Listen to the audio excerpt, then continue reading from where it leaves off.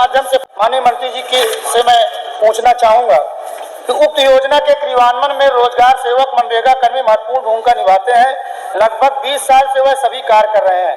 क्या सरकार वर्तमान समय में महंगाई को देखते हुए, क्योंकि उनका जो मानदेय है वर्तमान समय में 7,788 रुपए प्रति माह ईपीएफ कटकर है, जबकि मध्य प्रदेश में 18,000, झारखंड में 23,140 रुपए प्रति माह है, उत्तर प्रदेश में भी डबल इंजन की सरकार है।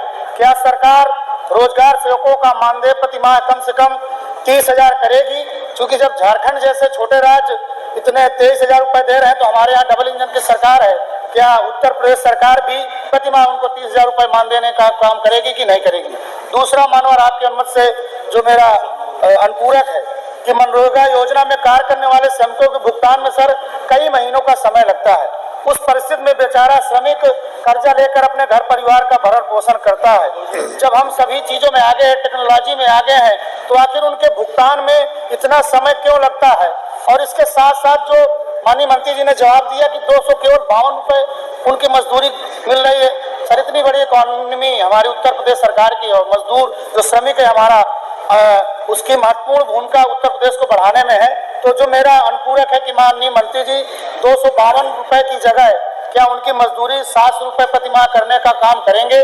और क्या कोई ऐसी गाइडलाइन बनाएंगे कि यदि मजदूर दिसंबर महीने में काम करे तो जनवरी माह के प्रथम सप्ताह में उसका भुगतान हो जाए? आपकी अनुमति से सर एक तीसरा मेरा अनुपूरक छोटा सा दो अनुपूरक अलाउड है, तीसरा अगर अनुमत हो छोटी। इसमें सर चर्चा में आ रहा है कि इसमें किसानों को भी जोड़ने की कयावत हो रही है जो अभी, तो क्या जो नई गाइडलाइन आई है उसमें से किसानों को जोड़ा जाएगा? और यदि अगर किसानों से जोड़ा जाएगा तो क्या उसका लाभ सूक्ष्म, लघु, सीमांत सभी किसानों को मिलेगा? अगर मिलेगा तो किस प्रकार इस योजना का क्रियान्वयन होगा? धन्यवाद। माननीय मंत्री जी, आपके माध्यम से मैं माननीय सदस्य को बताना चाहूंगी कि मनरेगा के मजदूरों को प्रतिदिन 252 रुपये की दर से मजदूरी दी जाती है। महोदय, ये मजदूरी निर्धारण एवं अधिकतम रोजगार दिवस निर्धारण भारत सरकार द्वारा निश्चित होते हैं। जब भारत सरकार बदलाव करेगी तो राज्य सरकार स्वतः ही बदलाव कर देगी। माननीय सदस्य ने पूछा कि इसका नाम बदल दिया गया और इसकी तमाम चीज़ें बताएं। माननीय अध्यक्ष जी, 2 अक्टूबर 2009 से पहले ये नरेगा था। फिर जब चुनाव आया तो याद आया कि इसमें महात्मा गांधी जोड़ दिया जाए, और उसके बाद ये मनरेगा हो गया।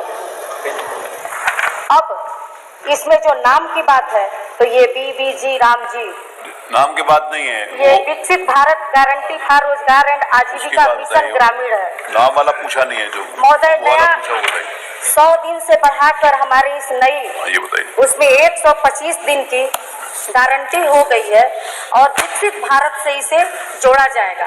अब वर्ष में 2 बार जब फसल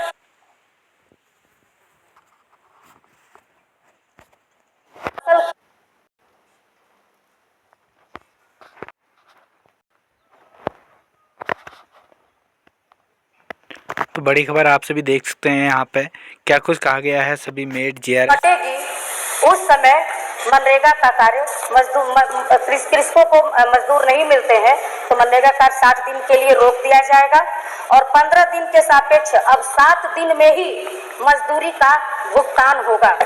अब ग्रामीणों का पूरा फोकस रहेगा।